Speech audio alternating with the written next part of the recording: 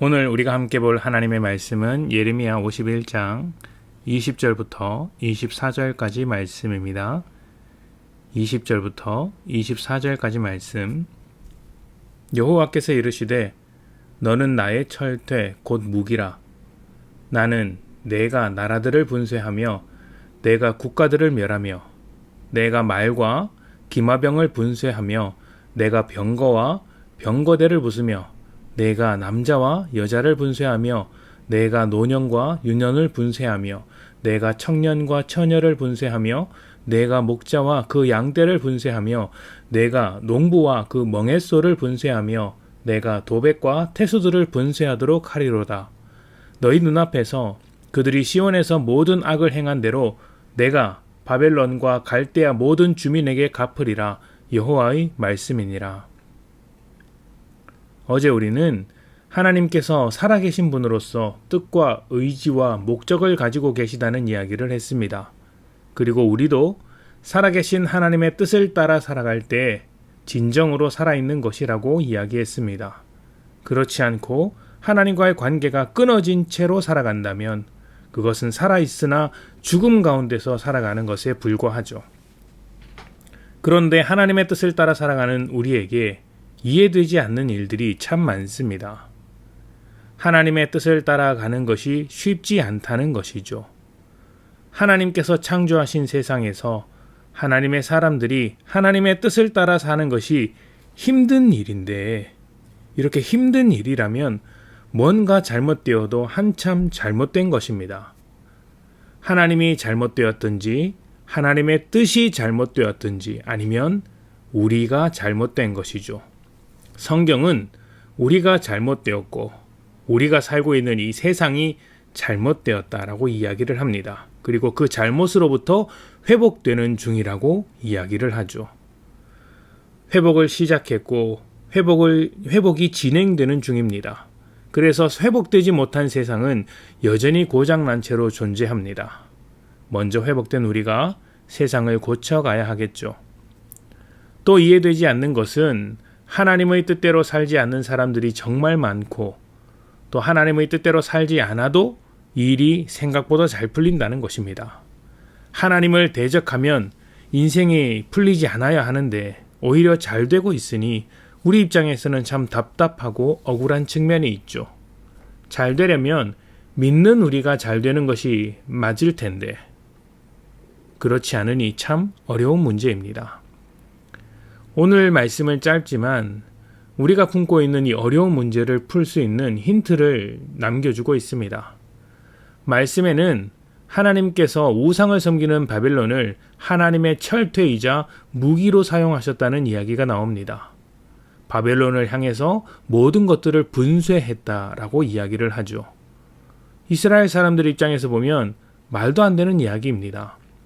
하박국 선지자는 아무리 이스라엘이 잘못했기로서니 더 악한 자들을 통해 일하실 수 있느냐고 따졌습니다. 마치 믿지 않는 자들의 승승장구를 보면서 그리고 그들이 주는 고난을 우리가 받아야 할 때 우리 마음속에 남아있는 어떤 답답함과 같은 것이죠. 그런데 여러분 이렇게 생각해 보십시오. 우리가 어떤 사람의 행동을 판단할 때 보이는 대로만 판단하면 대부분 실수합니다. 그렇지 않습니까?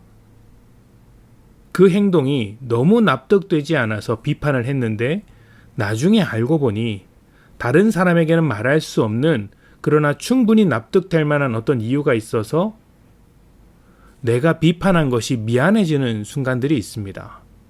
그래서 다른 사람을 판단하는 게 조심스러운 것이죠.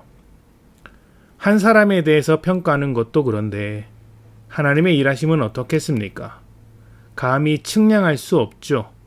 하나님은 악한 자를 심판하시는 분이시지만 동시에 악한 자를 사랑하시는 분이시기도 합니다. 죄인을 심판하시되 죄인을 구원하시는 분이십니다. 그래서 때로는 악한 자의 성공을 통해 일하시며 선한 자의 실패를 통해서도 일하는 것이죠. 이것은 법칙이 아니라 인격적인 활동입니다.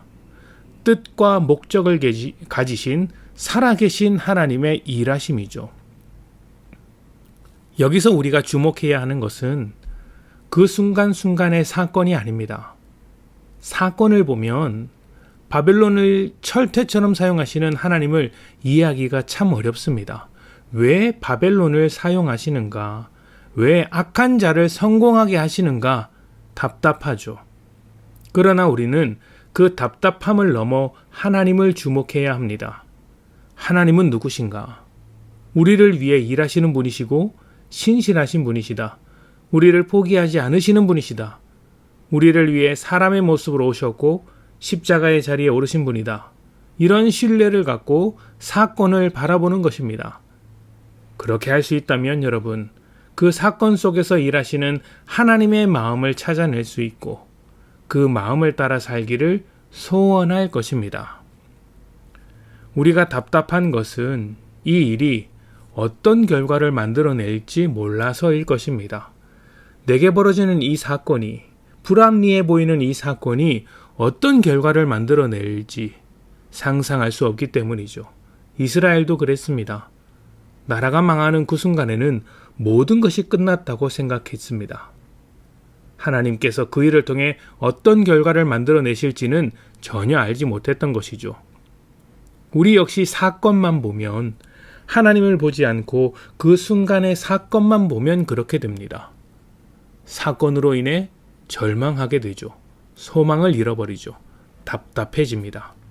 그러나 그럴수록 우리는 하나님을 바라봅시다. 하나님을 신뢰합시다. 하나님은 믿을 만한 분이시며 변하지 않으십니다. 끝내 가장 좋은 것을 우리에게 주시는 분이십니다. 하나님의 일하심은 확실합니다. 악한 자의 성공을 볼 때마다, 이해할 수 없는 사건을 만날 때마다 우리를 사랑하시는 하나님, 자신의 뜻과 계획을 따라 변하지 않고 일하시는 하나님을 신뢰하십시오.